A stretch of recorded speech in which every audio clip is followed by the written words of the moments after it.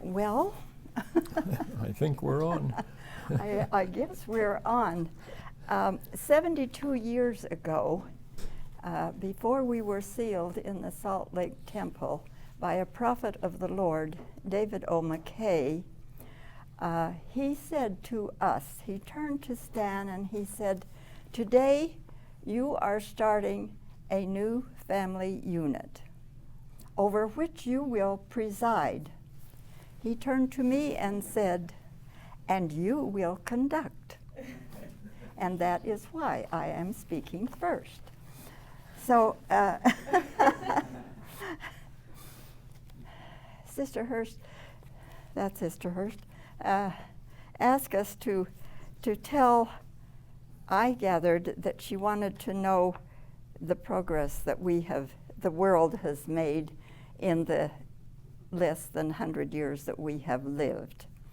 And so you all know that the world was created for the purpose of the advancement of God's sons and children in their eternal progress. You know all that. And for centuries, people have lived in what today we would call a very primitive form. All agreed. Now, the greatest progress in knowledge and living conditions has happened in the last 200 years. From all the centuries before, little was done, little by little. Anyway, what great event happened that has brought this about? I think you all know the appearance of God the Father and his Son Jesus Christ to a boy in Palmyra, New York. This ultimately brought about the restoration of the Church of Jesus Christ of Latter-day Saints and the priesthood of God. It was all restored to the church. At the end of World War I, which you have heard about, that happened in 1918, things began to change. And a lot of this is what we will talk about because we arrived on this earth about 6 years after that war ended. What we did for fun and for work and how the Church of Jesus Christ has grown, we will try and share with you tonight. Now, we felt this was going to be a rather informal situation, and we don't know if you're going to be bored to tears with what we tell you, but if you have questions or something comes across your mind that you might like to know about that we don't mention, just raise your hand and ask us, and we'll endeavor to answer your question. However, because we are hard of hearing, we would ask you to speak loudly and slowly so we will understand and hopefully give you the right answer. Okay. Now, the thing that Sister Hurst didn't tell you, this Sister Hurst, is when we're supposed to quit talking. Oh, that's right, in that clock. And unless she tells us, you might be here an awfully long time. So let's shoot for an hour. Oh, okay. All right. Now, in 1929, something happened in the United States and essentially all over the world that caused a radical change in many people's lives. It was called the banks all failed. Not all, but many did, which left families destitute. Their savings were gone. Many families broke up at that time. The men left home to try and find work. There was no work. No one had money. And women were left with the children to fare the best they could. And we had many, many what we called hobos. And they would ride the trains from city to city, town to town, and they would go and knock on people's doors and ask for food. There were bread lines. It was a terrible situation. And this brought on what we have called the Great Depression. Now, our lives were affected not like many. We didn't know we were poor. We had all the necessities of life. We were very fortunate. So what we are going to tell you is our experiences having a good life in a terrible situation, okay? Now, one thing you need to know is that this young lady was born in a small farming community in the Ogden Valley in Utah. I just happened to be born because my mother was there in Brooklyn, New York. But we lived the bulk of my life in Ogden, so that was 12 miles apart. And in the course of this evening, you may detect the fact that we did get together.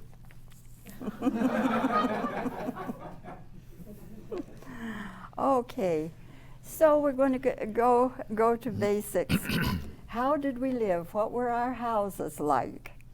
Well, they were very comfortable houses, but no central heating.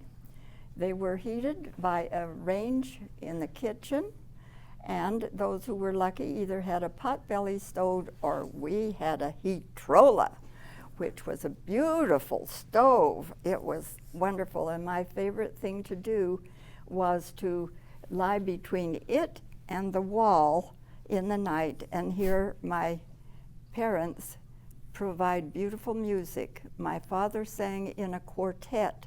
My mother played the piano, and so after, they were farmers, so late at night they would come over to our home, and I would lay behind the heatrola and listen to this quartet practice.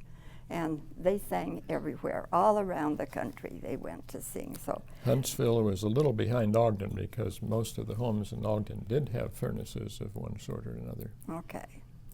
So our house actually did get a furnace when I was about 12 years of age. Now, the stoves themselves were quite miraculous, and I don't know that you've ever seen one. They were iron stoves, and they were fed. You heated them in one section that was about this wide and ran the width of the stove this way by wood most of the time. At night, coal was put in so that the embers would stay warm until morning, so it wouldn't take long to get a new fire going. Now the stove itself, after you got the little wood part over here, then you've got a part that you could cook on that was about this wide, and at the other end of the stove was what we called a reservoir. And in that reservoir we put water, and so the heat would always travel, and we always had hot water.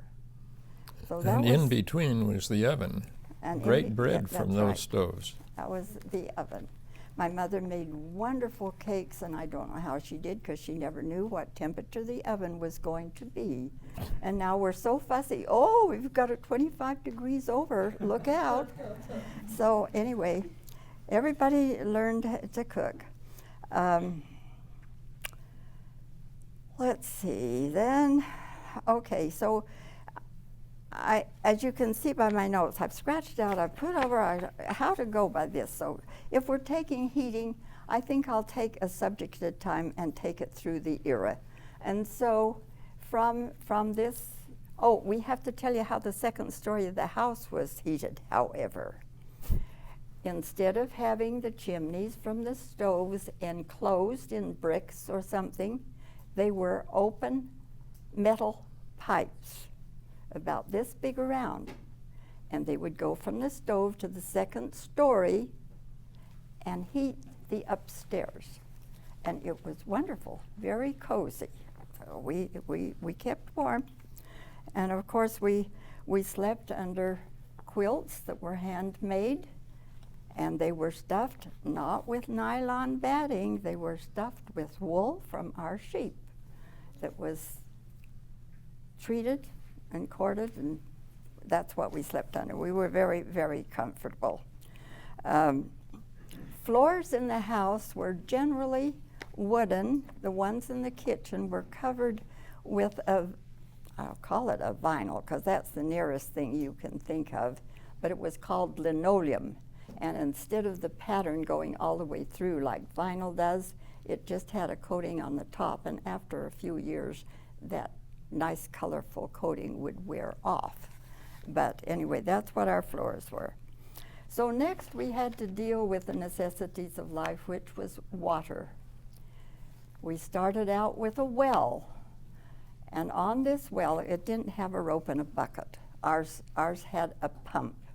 Is there anyone here that doesn't know what a pump is? You know, it's a piece of metal that comes up like this, and it has a curved handle like this, and you go like this, and pretty soon the water comes up. So that's what we had for a number of years. No water in the house. When I was about 6 or 7, we somehow got water into the kitchen sink. So our bath procedures was this. Every morning we would get up and thoroughly wash our face, our arms, and anything else that needed washing in a wash basin in the kitchen sink. Saturday night came, and everybody had a bath. Now, we bathed in a huge, what did I call it? What kind of tub? I've forgotten the material. Just use See what wash age tub, does that's to you. good. Anyway, it was a huge tub, about this big around. Some of the little babies might have thought today they could swim in it. However, that was our bathtub. We went in this order. Children were bathed first, from the youngest to the oldest. Then Mother bathed, and I don't know how Daddy got clean, but he bathed in the same water everyone else had bathed in, because there was no more water. But that was our procedure, so we'd be nice and clean for Sunday morning. Okay, then let's see. We're still dealing with water. There was no indoor plumbing. Those necessary things were down the path about a quarter of a block away. So It was a- The It was a quarter of a mile in the winter. The outhouse was what it was called. In the winter. In the Somewhat winter. shorter in the summer. But anyway, again, a lot of things happened when I was about 12, and I guess that was because of the general progress of the country. We finally got a bathroom in our house, and that was absolutely marvelous. We went through. Our bathroom was built in the area that used to be our pantry. And so we had to do with something where we were going to store our food. So at that time, we had a carpenter come in, and he built cupboards and cabinets very similar to what you have in your homes today, around 2 sides of the kitchen. But the difference in our cupboards was that we had what we called flour bins and sugar bins. And they were about this wide and as tall as the cabinet, and we would buy 100 pounds of sugar and 100 pounds of flour at a time and dump it into these bins. And they were on a, what's the thing? Hinged at the bottom. Hinge at the bottom. And you just pulled them out and dipped out what you needed, and it was very, very handy. The flour came in wonderful cotton white bags.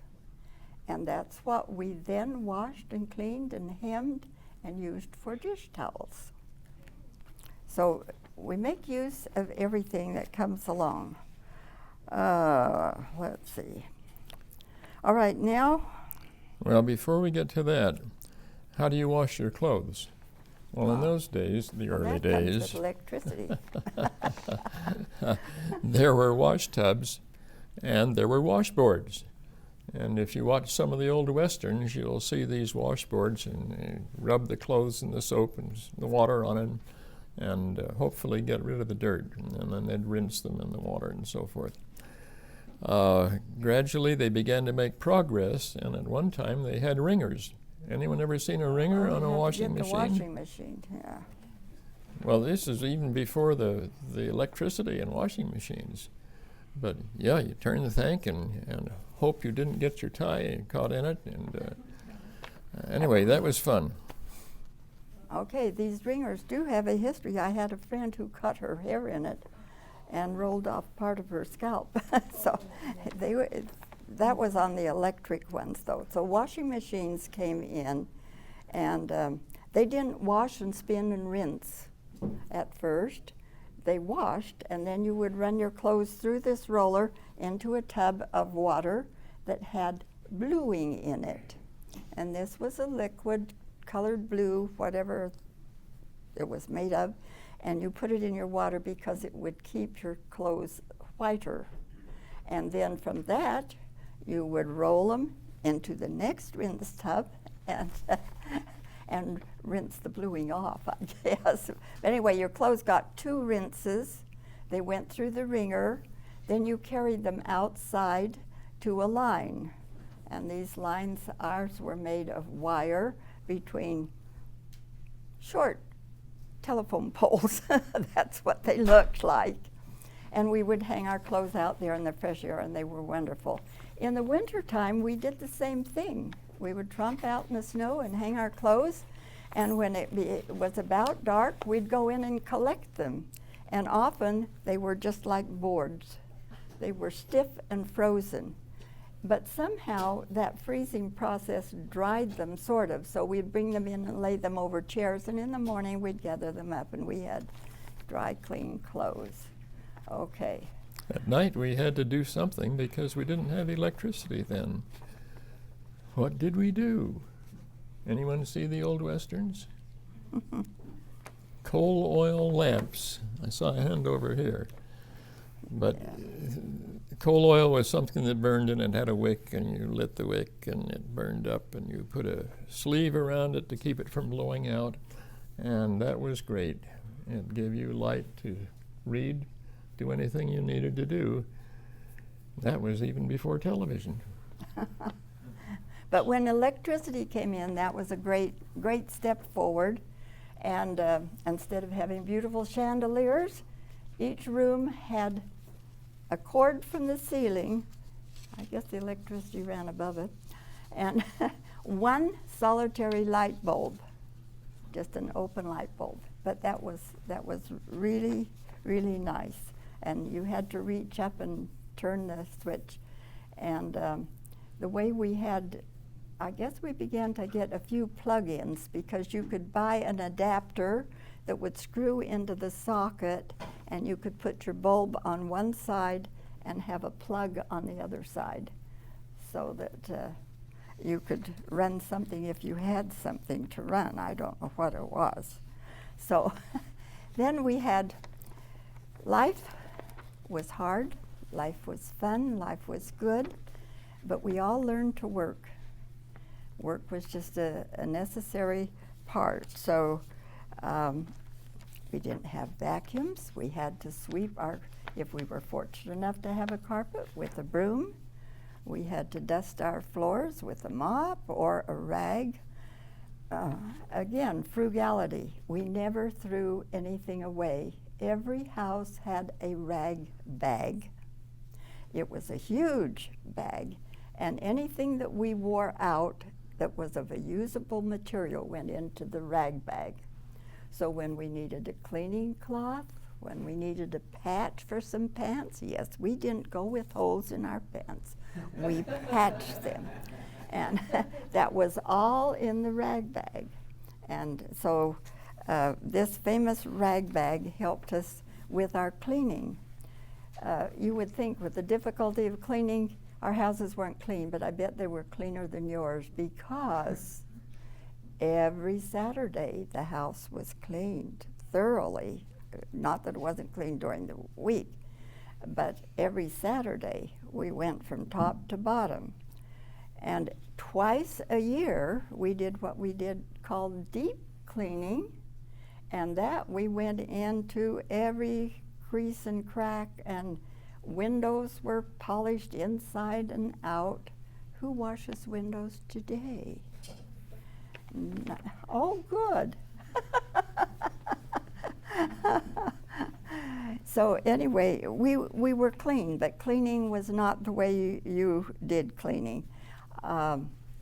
This twice a year when we did the deep cleaning, if you had carpets, which our house did not have at the time, but our grandmother's had, and she lived just half a block away. And I have to tell you, my grandmother was a very queenly woman. And when she raised her children, the children learned to work, and she had one that cooked, and she had one that did the sewing, and she did one, and Grandma looked beautiful. And so anyway, every month, once a month, the girls did the regular cleaning during the week. Once a month, my mother and my sister and I would go over and deep clean her house. And at that time, these big heavy carpets were taken out, put on this wire clothesline, and we had beat them.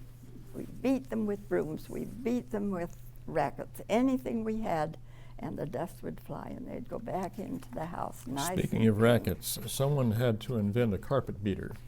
Yeah. And so it was wire and stuff, and you were bang, bang, bang. Okay. Now, besides that, our family was mainly a poultry family, and every spring my father would get 1,000 little pullets, and so as those pullets growed, they laid eggs. They didn't sex the chickens in those days like they do now, so we got a mixture of hens and roosters ultimately.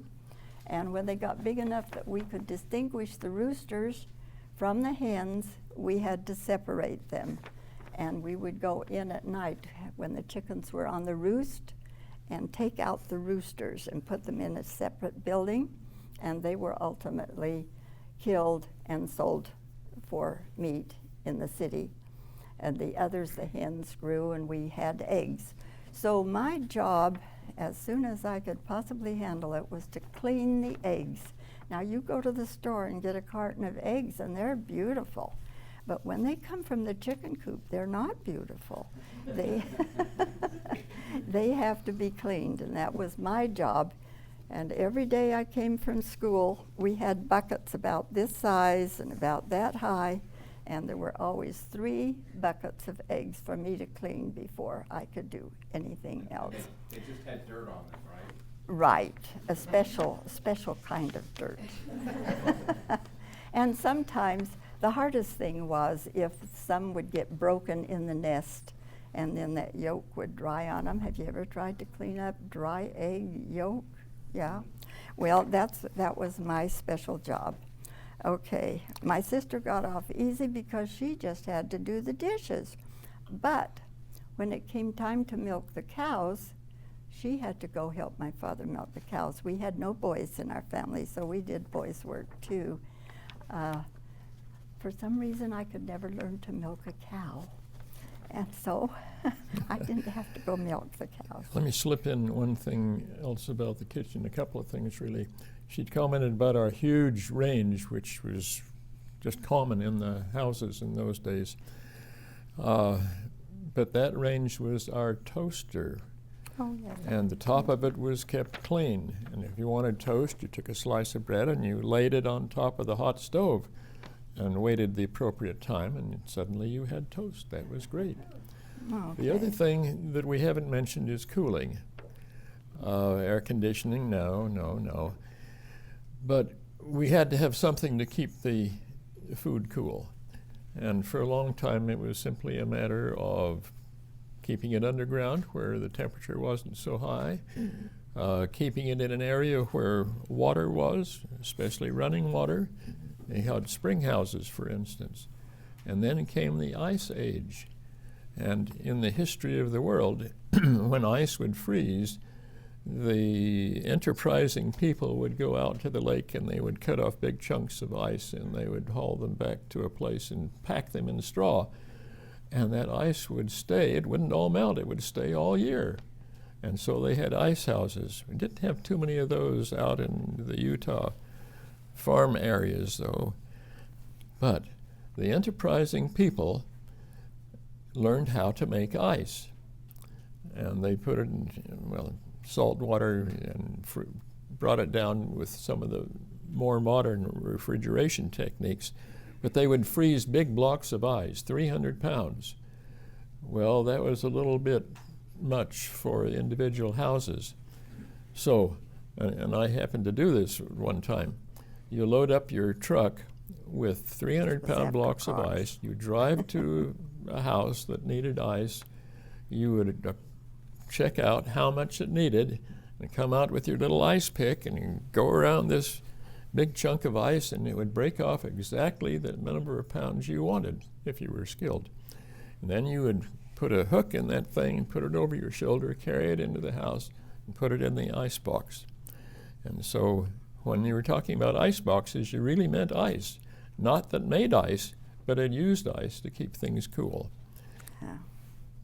Okay, so then we might mention what we had huge gardens, and we grew nearly everything we ate. But today you have hundreds of kinds of things that we never heard of. Our standards were potatoes, corn, peas, beets. What other vegetable did we have? Celery? I didn't have celery. Carrots, that was it. And we preserved them through the winter in our cellars in barrels of dirt. Some people nowadays, when they have a garden, if they live in a cool place, just leave them in the ground. They tend to freeze, in my experience. But anyway, they would keep most of the winter in these barrels of dirt. We could also, in our cellars, which were deep down, ours went from the house. We didn't have to go outside to get into the cellar. We went in from the inside of the house.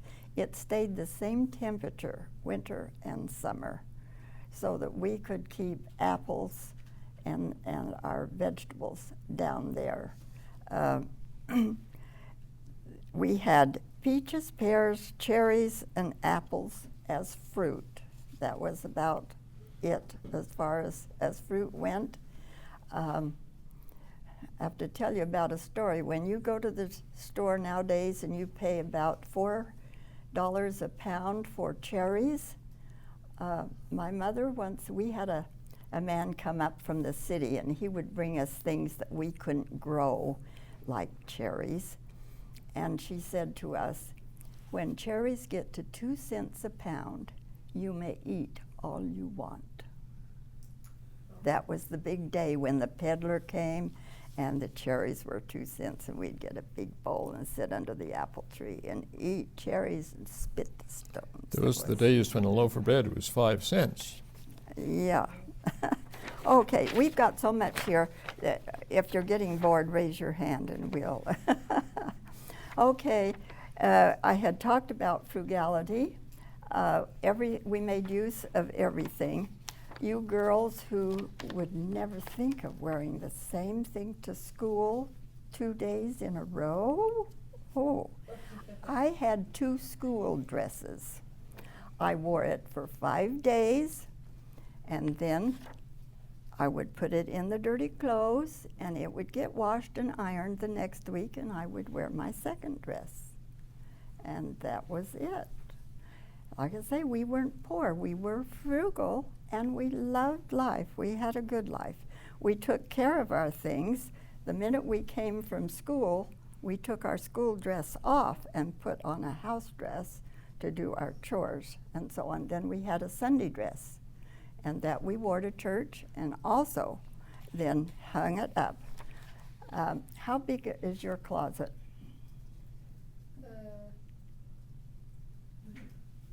Bigger than last time. Okay, my sister and I shared a bedroom.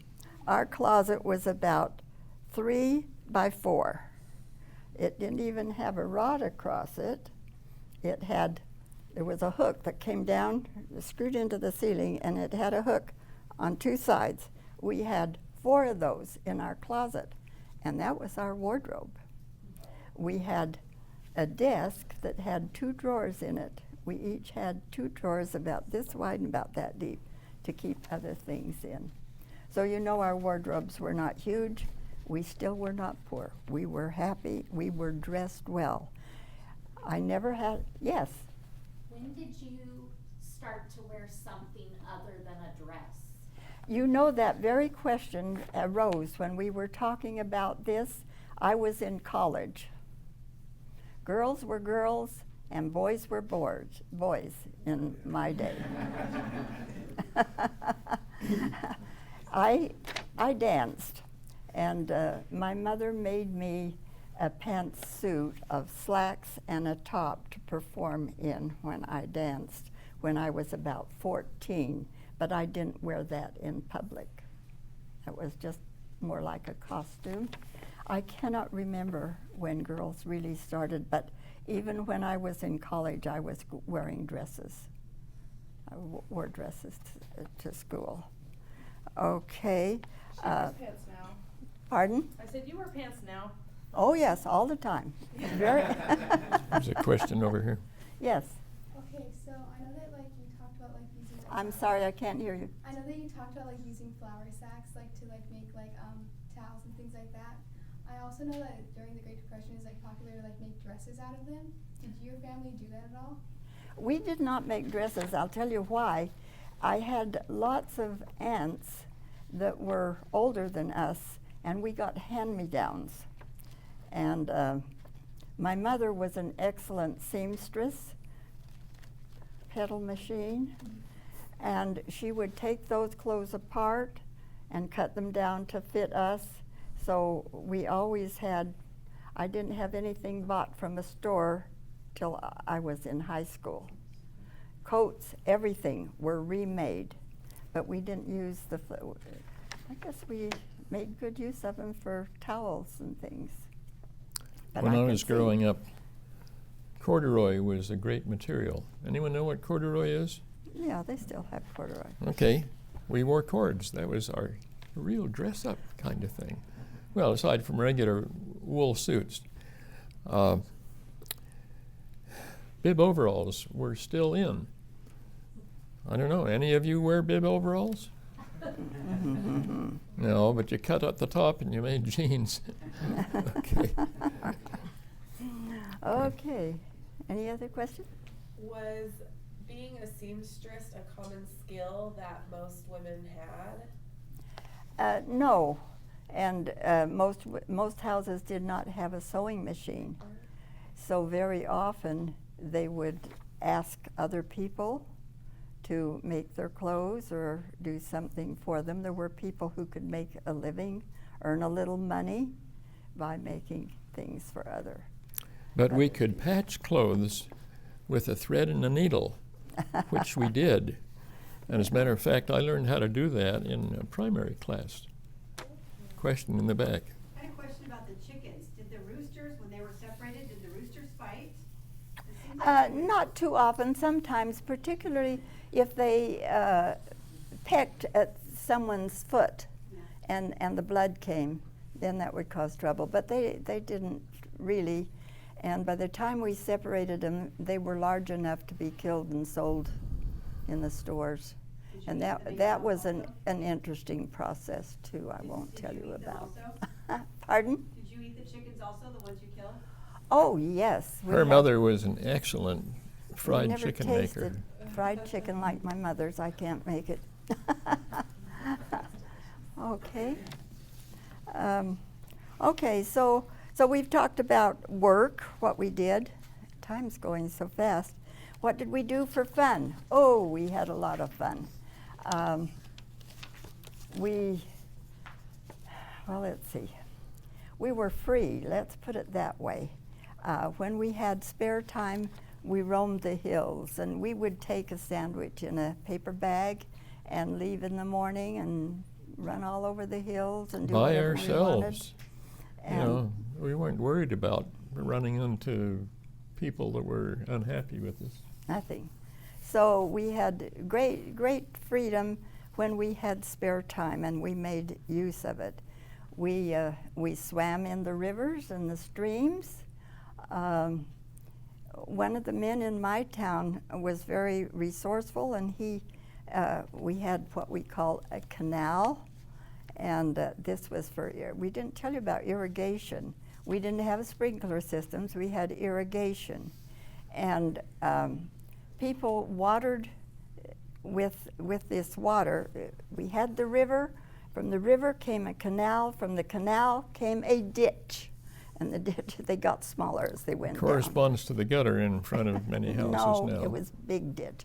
But anyway, the irrigation water would come down. Someone every spring would make a plan as to who would have water when. And every 10 days in our town, you had what we called a water turn. And they would go up to the canal and put a headboard in it to block it off from going anywhere except down your private ditch. And when it got to your ditch, then you regulated it to go to your vegetable garden, the grass, or whatever you had to do. And you were allotted so many hours of this water flow according to how much property you had to. And it was a 24-hour job. Many times our water turn, we called it, would come in the middle of the night, and my dad would have to get up and water in the middle of the night. Yes. How did you know when to wake up? They must have had an alarm clock. Rooster. Rooster in the middle of the night. The There rooster, have not been in the middle of the mechanical night. alarm clocks forever. I think we had wind up So what was the difference in transportation between living in the city and living in the farming country? Well, in the farming country, we got where we wanted to go on our feet, on a horse, or in a bicycle. And I was 8 when I got my only bicycle. There was a commuter train. Actually, there was a whole train at one time that came from the city up to our town and brought supplies and all, and it had one car on it for passengers, and we could go down. We haven't told you about cars. When the cars came in, I have to tell you about the first one my daddy had. Was a cute little roadster. It had a front seat, and in the back where our cars would normally have a trunk, we had what they called a rumble seat. And instead of opening from the back up this way, it opened from the center of the car out that way, and in it was a little seat. And so extra passengers. Just right for 2, by the way. Yeah, it was good. So we children usually rode in the rumble seat. And then the cars got bigger and better, and so there were 2 seated cars, but there were still no trunks on the cars. So when we traveled, and my dad was very good, he liked to take a vacation, and we would travel maybe 200 or 300 miles down to the, like Zion's and Bryce Canyon, the Grand Canyon. We took trips down there in this car. The roads were not paved. It was very hazardous, and often we went with my uncle and his family in 2 cars, and my cousin and I were in the back of our car, and we spent most of the time on the floor because we were too scared to look out. And so, and there was no trunk, so any luggage we had, they had a rack about this wide that hooked over the bumper in the back of the car, and you tied your luggage on the back. And they did have bumpers those days. Yes, good, strong bumpers. One thing you may not have known about those old cars is that the tires had inner tubes. Ah, yeah. So some of you have heard of inner tubes, but others maybe not. And used inner tubes had a very unique purpose in life, according to some of the boys. They were used to make rubber guns. It says you cut off a strip going around, you stretched it out, and if you just hold it like this and let it go, it'll go flying through the air. But we had wooden guns that we'd make, and some were quite fancy. With And- a clothespin, as I recall. Oh yeah, and so we could make these rubber guns and stretch out the little pieces of the inner tube and go around and do our fighting that way. Well, I'm afraid we're spending too much time on this. You're not going to get to hear about the So next. what, is it okay if we go on to World War II and Grandpa's journey through that? Okay, yeah, let's do that, and then the growth of the church, or that's what we better do. Yeah.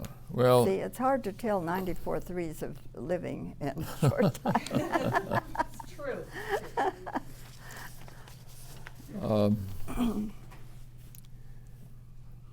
Wars have been happening forever. People can't seem to get along. They need the gospel of Jesus Christ, but unfortunately, many of them don't take advantage of that. And so we talked about World War I to end all wars. Well, it didn't. And then came World War II. Now, also came the draft in World War II. And the draft started when you turned 18, if you were a boy. Girls were not involved with the draft. No, girls didn't go. But in order to get people to enlist in the military services, the various services, which was the Army, Navy, would offer enticements. And for instance, the Army said, if you will volunteer and sign up before you're 18, subject to the draft, we'll send you to school for our specialized training, and then we can use you according to that training as we needed. Well, that seemed like a good deal to me. So the day before I turned 18, I signed up with the Army. And sure enough, they sent me to school. It happened to be at Texas A&M, but aside from that problem, why, it was a great experience and gave me 15 months in electrical engineering training. I had previously taken a year of training in Weber College in Ogden, Utah, and so this added to that. And when we finished that, we had some other experiences. They tried to make use of us in the war, but by the time they figured out where they needed us and gave us the right training, the war ended. So they discharged us and sent us home. And so I finished up at the University of Utah with a bachelor's degree and then a master's degree. And then they encouraged me to go on to more graduate school. And so we actually ended up going back to MIT and staying there for 7 years, and finally came out with not a PhD, but an SCD, which stands for Doctor of Science. And it happened to be an SCD in electrical engineering, which I'd been working on all the time anyway. So that was a great experience. But let me tell you this. I found, and I taught many of the courses at MIT. I was officially an instructor in my last year or two. And I had found that the engineering courses that I took at the University of Utah, and of course the University of Arizona would do the same thing, were excellent preparation, just as good as the preparation had I gone to MIT as an undergraduate. So I was very pleased with that. But in any event, finally got out of that. However, many of my friends who also went into the school business in the Army were not as fortunate. In World War II, there was a thing called the Battle of the Bulge, and the Germans were making great progress at that time, and so they took many of the young men who were in school and took them out, and suddenly they were in the infantry and marching with rifles on their shoulders over in France. So 2 of my friends from Ogden didn't make it. They were killed in the process. So in that sense, I was lucky. However, we were busy trying to study and do well. And fortunately, we did. So Grandpa, can you tell them how, because of the casualties being taken during the Battle of the Bulge, what was the process in which you made it out not having to go? Good grades. Good grades. Maybe elaborate a little bit more on that. Good grades. That's called A's normally. Well, right. What did you have in mind? Well, when you shared with us, you said that the Battle of the Bulge was taking a lot of casualties and that the Army needed more men.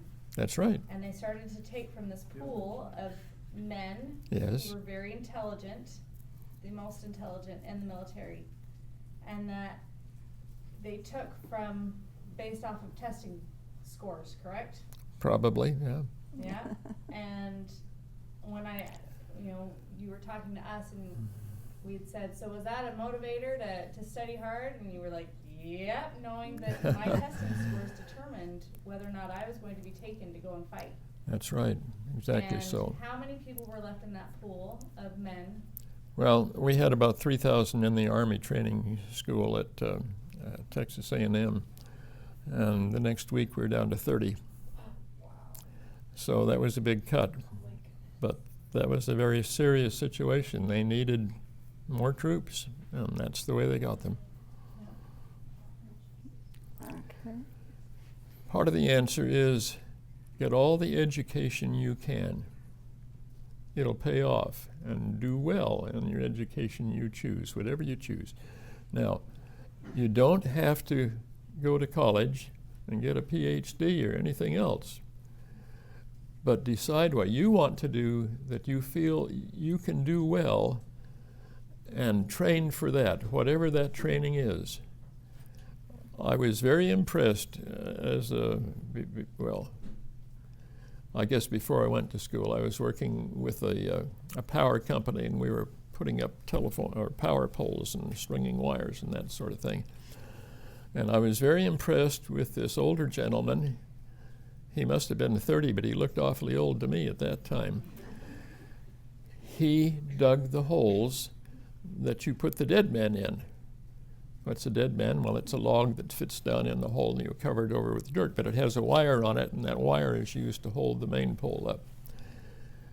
He was the best hole digger in the whole county, I dare say, and he got recognized for that. So whatever you do, do it well. Strive as hard as you can, and it'll pay off for you. Of the church. Yeah, we looked up, and the church had, when we were born, about 613,000 members. Now we're, I think, just over 16,000, right? Or 16 million, right? There were, 13 temples? 13 temples when we were And now we have over 150 active temples. Most of the stakes were in Utah and Arizona. When we went back east, in 1959, everything was missions and districts and branches. And in 1960-something or other, we created the 50th stake in the church, in the Philadelphia stake. And things have just mushroomed since then. So it's been a great deal to see this growth. But where is this all leading us to? Get the eternal perspective. You're heading back to your Heavenly Father. But you have to do the things that will get you there. And one of them is studying and learning learning how to do things well and learning how to do things right, make the right decisions.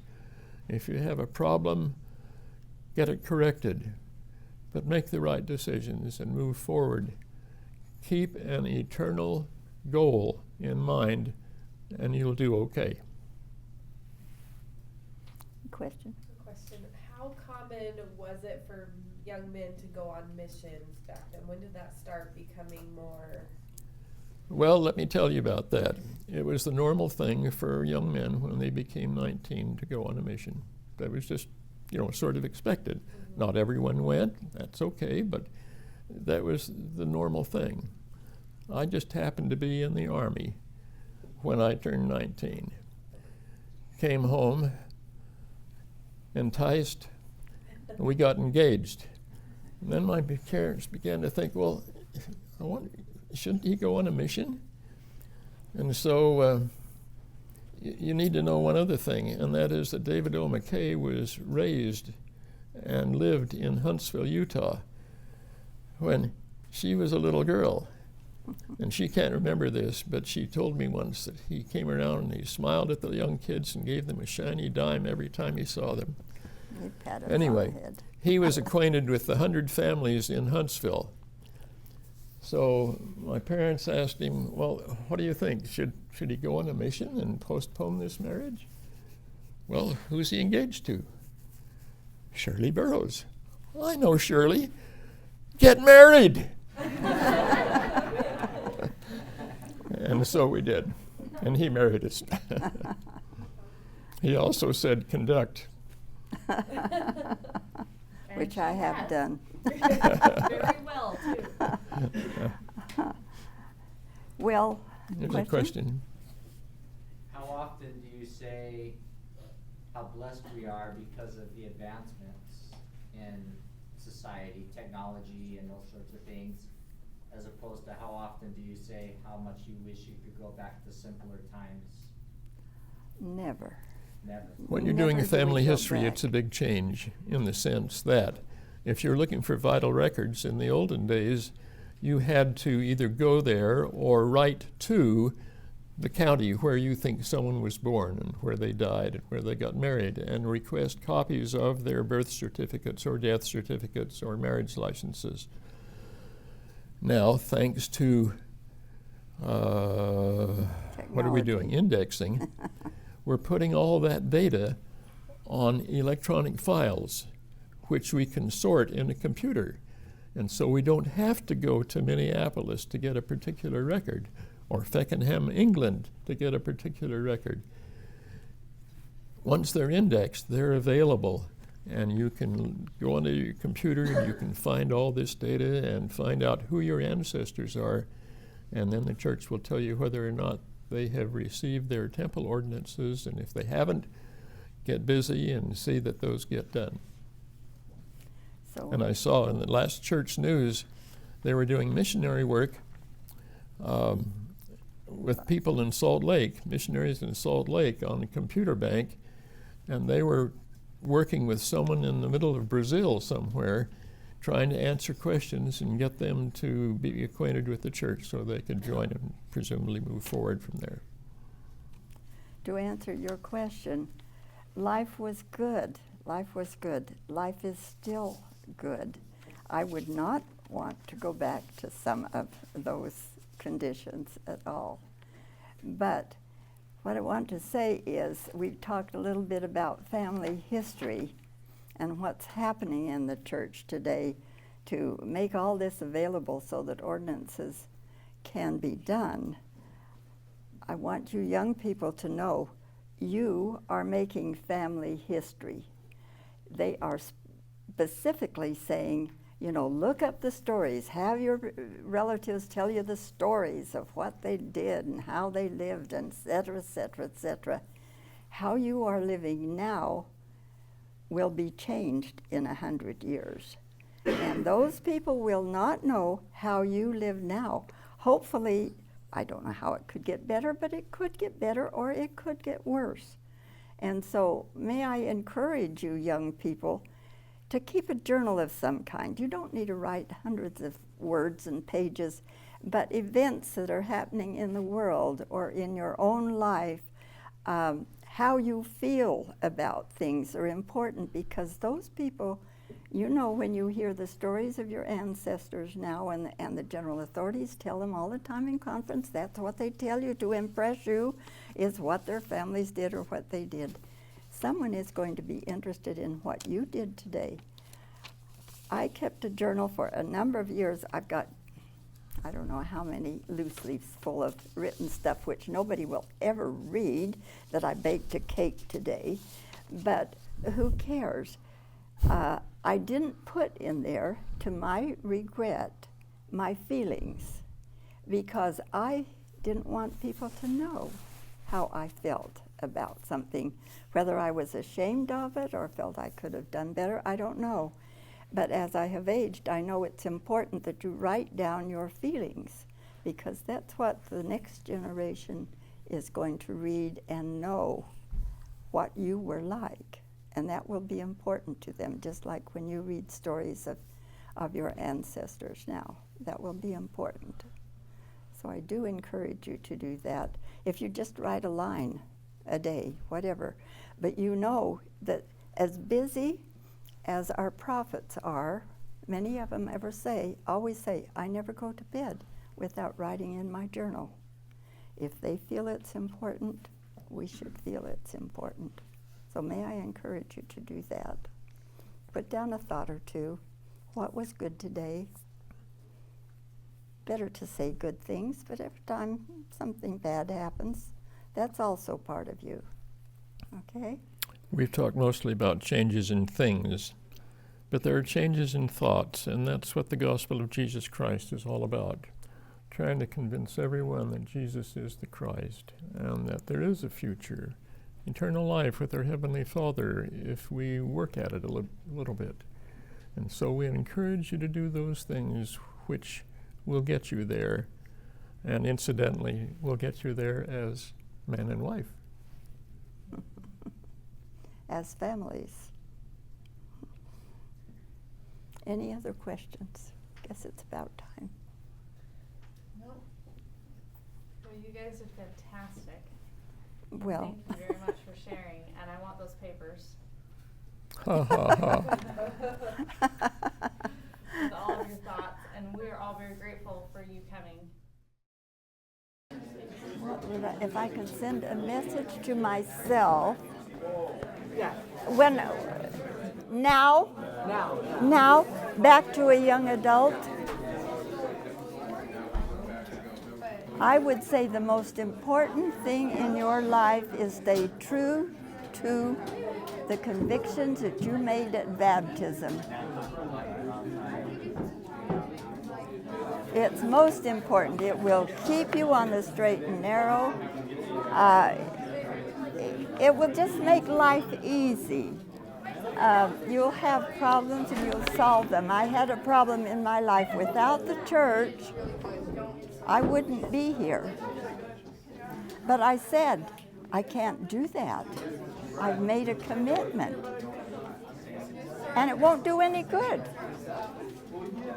So just live with what you're being taught in the church. It will make you happy.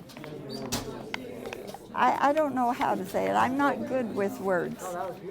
But Grandpa, what would you tell yourself, your 16 to 19-year-old self? I would say you were right in marrying the girl. that was a little bit older. But you weren't married then. He wasn't married. You weren't married at 19. You were 22. 21. Yeah. But there's no better course. We've got the guidance. God has given us the guidance. All we have to do is apply it. It's simple. People say living the gospel is hard. It is not. It's the easiest way. It's the easiest way. Just say, that's what I'm going to do. And it solves all your problems. Never have any problems. I just want to say thank you for your time. Oh, I hope you weren't bored to tears. Not at all. It's very interesting. Thank you.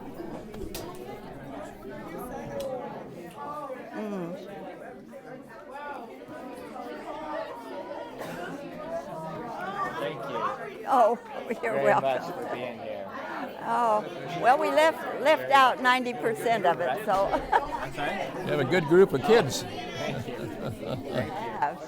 You know, we didn't even get to the church. The kids don't know how we had meetings, you know. Priesthood in the separated morning, block?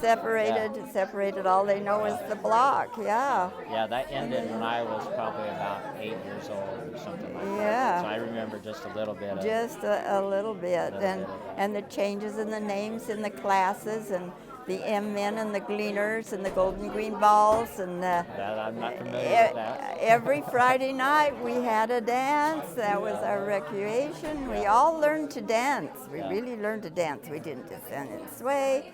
We had, you know, it's been a good life. We feel we've lived the best. Yeah, I was a little bit surprised by your answer about not wanting to have some of the simpler times, but as the gentleman that was sitting next to me, he says, he said, well, you still have the same pressures of work and providing, and Yeah. it was just different. It was But just it's different. the same stuff, I Right. guess, maybe, but I think part of the thing I find with the world is we have too much communication. yeah. We yeah. do. Yeah, We yeah. do. Too infinite. We had our town, and we knew everybody's business in the town. And then as communication methods got better, we began to hear about what was going on in the city. And then we began to hear about what was going on in the state. And now it's world, and it's all coming at us, all the bad stuff. And we were innocent. We had no clue of all the horror that was going on. It was a good life. It was a rich life. And families were together. And we always sat down to eat together. Right, and that's part of the simplicity of the time that I think is taken away from us. But who has by choice? By at some level, choice. yes. That's what I'm saying, because I blame parents. I blame parents for not collecting their kids to have at least one meal together a day. When our children were little, we lived back in Pennsylvania. We always had an hour for dinner at night. And the kids would come in for dinner, and the neighbor kids would go home to play. 50 minutes later, they were pounding on the door. No, we're here for an hour. Don't come back anymore. They couldn't understand it. But I really feel it's that one of the things that has gone by the wayside, which I blame parents for. And I know that it's hard with everybody going everywhere. But you have to plan, and you can plan not to go there. Yeah, for me, dinner time is our sacred family time. Right. Right, and so I've been fortunate that. And that may be the only time that you're able to Yeah. sit down as a family. Yeah. But things like how often did you have two working parents in the home? Yeah, not too many. Yeah. Not for a long time. Right. That helps a lot. And there's some choices today that we make that both parents work out of the home. But again, some of it's by the choices we make and the way we live. And But why? some of it is forced just because of the way society has The way happened. society is. But if people were willing to do with less, the mothers Yes. could stay home. That's right. And that again is, like you say, choice. But they want too much, and they're not. What's the word I'm looking for? They don't know how to live frugally. Right. Yeah, I loved how you That's- talked about using everything you had. Yeah. Stuff never got thrown away. You Never. used it and used Never. it and used it till it was Yeah. dust. Yeah, it was. We did. We rebuilt the clothes. Everything we got, we made use of.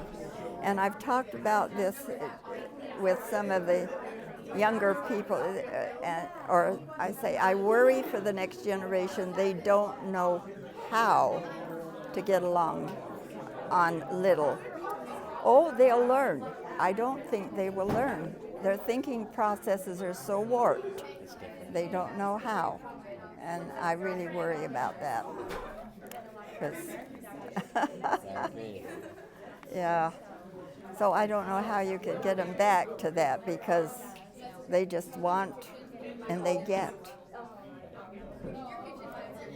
To me, it comes back to parents Yeah. and setting the example and the standard. And Yeah. you don't have to have everything you want right now. That's right. But it's okay. You get what you need and not what you want. But the general authorities say that I keep thinking, are people listening?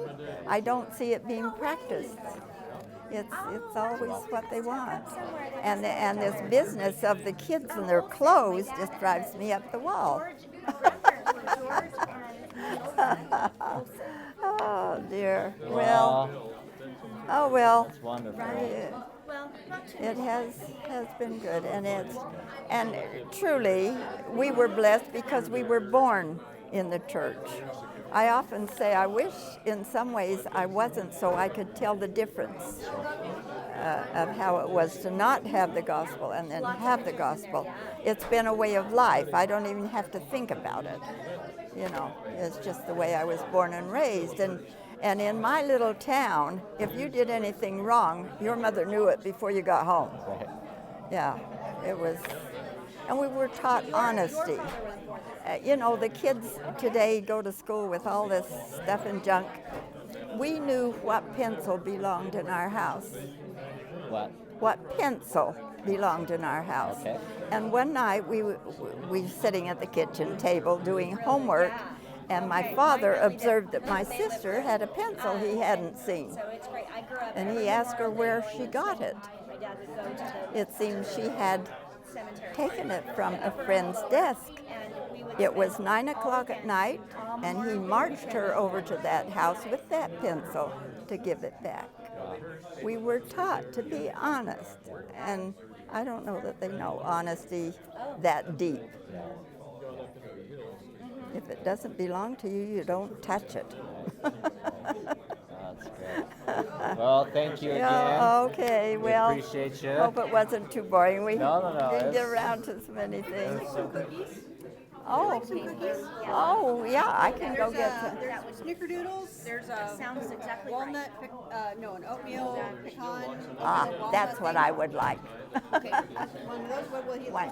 like? Same thing. I don't know. I'll bring you some. Thank you.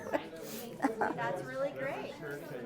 Thank you for listening. It was so awesome, so great. It made me think of my parents and my grandparents. They're all from Fairview, Utah. You know where that is? Yes, that's where my dad was born. No way! Yep. Oh wow, we must hook up somewhere. They must know each other. What was your maiden name? Olson. My dad is George. My grandparents were George and Neola Olson. Okay, and that doesn't ring bells, but that's okay. There are a lot of people in Fairview. Right. Well, not too many. And some of my relatives are buried there. We went through there a couple of years ago, and I'd been through before, but we stopped a little bit and went over to the museum and looked around, and that was Lots of fascinating. pictures in there, yeah. Yeah, including, and the reason we went there is my great-grandfather, Philip Hurst, had a huge portrait there, and then there were others that were from my family. But yeah, that was home. Your father was born there. My father was born there Okay. in 1890, and then January 1st of 1891, they crossed the border into Mexico.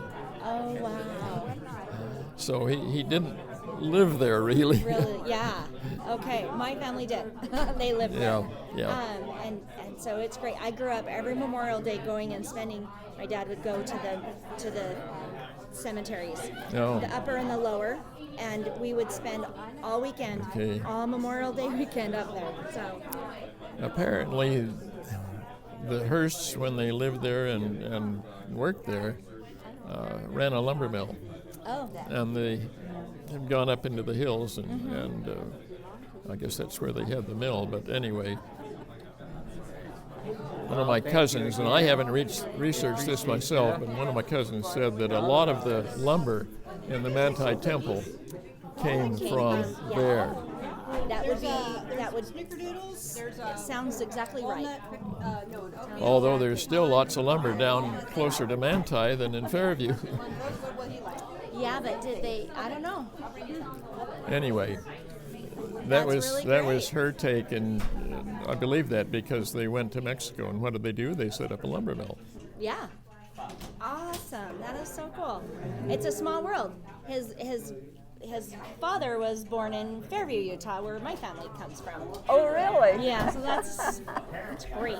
That's great. How long since you've been there? Since I've been, it's been about 13, 14 years or so. Yeah. Oh, look at that. Sharing, huh? Oh, Yeah, we no, are. we Thank like to you go. so We much. go. I have 3 daughters in Utah, so we do get to go up there. So. Good. But now I'll have to go find the picture of Philip Hurst. Oh, your great yes. grandfather. has a picture in Fairview, Utah at the museum. In the Right. museum. Yeah. He's upstairs in the southeast corner Okay, I know room. exactly where I'm gonna go. How cool, and I'll take a picture for you. My daughter went with her husband and family and went, riding around and playing, and she sent a picture. I said, well, where are you? She goes, I'm in Fairview, and my heart just died. I Yes. said, oh my gosh, that's where your family is. She didn't even know it. Very, very cool. Super fun All night. right, thank you. Okay, good. You want to? Just slow to the uptake. Do you want Oh. snickerdoodles? Well, a dear sister brought us a cookie. Do you want a snickerdoodle? Well, put it on the plate. Got it. On the other plate. There you Oh, go. boy. We get you Oh. you have napkins. Yeah, we got a napkin. Thank you. Thank you. Okay. Would you like me to mic you? Yeah, I guess you better. Dresses. Okay. One of the things that I have observed that we didn't get said is that when we were growing up, the women routinely wore girdles. Wore what? He wanted to tell that. Right! You know what a girdle is? I do, and they Okay. still have them. Well, I'm sure they do, but And in women general, they still don't wear them. No, they do, because they don't like showing that they're not perfectly slim and Well, trim. that's true, but I don't see them around much. Not on the clothesline, so to speak. Yeah, well, you don't see people's laundry hanging up anymore. But yes, they do. They just call them Spanx. What? They call them Spanx. That's what they call them. I don't know why. But they're not. I doubt that they're the same thing With the hook and eye. with bones Yeah, some of them or do plastic have. strips that go up and down. Yeah, most of the time women wear them after they have babies to help them look Yeah. better. Yeah. No, I just figured I'd rather. No, the more I didn't like the way it looked, the faster it would go away.